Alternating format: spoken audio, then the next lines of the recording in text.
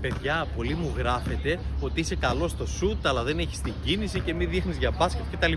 Σωστά τα λέτε, μεγαλώσαμε και όλα λίγο, αλλά ο σκοπός του καναλιού είναι το να δείξουμε την αξία της επανάληψης και του ξανά, για ό,τι και αν θέλουμε να βγει.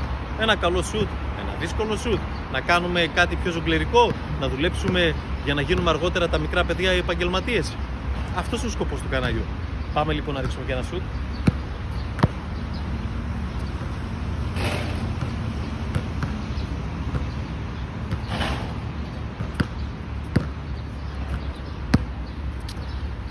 Και πάνω απ' όλα μετράει το ότι ασχολούμαστε με τον αθλητισμό και χαιρόμαστε. Σαν τη χαρά του αθλήματος, της άσκησης, της κίνησης, των ενδορφινών του σώματος δεν υπάρχει. Πάμε για ακόμα ένα σουτ.